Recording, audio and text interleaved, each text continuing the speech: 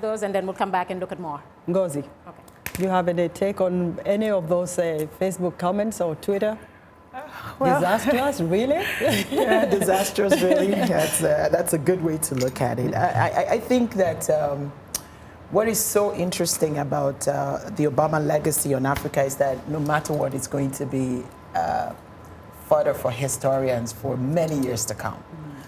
Because it's complex and because it has all kinds of moving parts.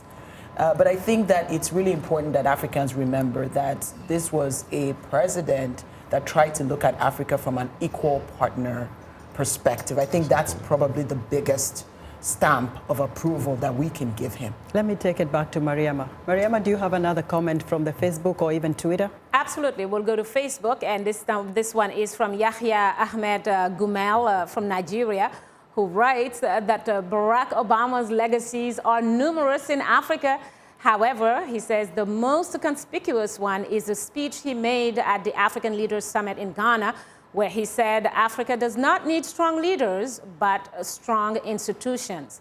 This, to me, he writes, is the most powerful legacy because of its colossal importance to the economic, political, and social development of the continent. Let's take a look at another one while we're at it. This might be our last one. It's from Didel Katnan from Jos in Nigeria, who actually doesn't agree. He said words needs nothing with legacy. Words have nothing to do with legacy. What he has done to touch, what has he done, he asked, to touch the lives of Africans? In simple terms, he says, Africa has all it takes to compete with other advanced countries in the world. We have been misled by poor and corrupt leaders who made us fail to realize our potential. Obama has done nothing, rather added salt to injuries. Well, we have to show all sides and all opinions. Once again, your thoughts.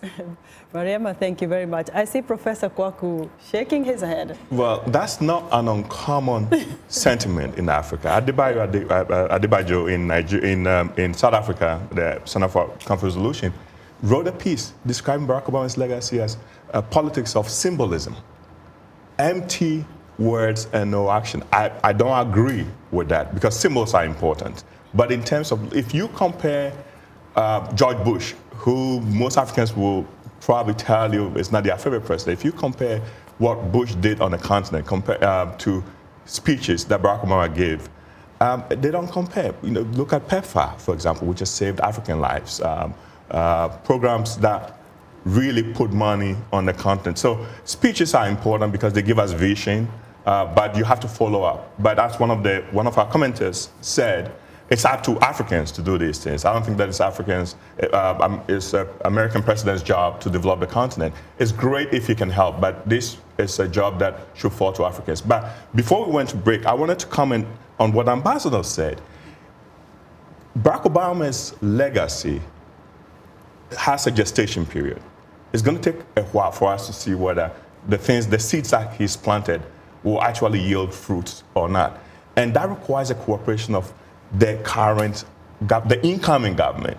So my plea to Africans is that we cannot disengage from working with the Trump administration. If you're interested in seeing Barack Obama's legacy blossom, you cannot sit this one out. I remember when George Bush was elected, and you would go to conferences, and black people that were working with the administration will show up, and they will get booed. We cannot do that. You have to stay and work. You have to engage, because if you don't do it, he's going to appoint somebody else who cares less about Africa. We will continue.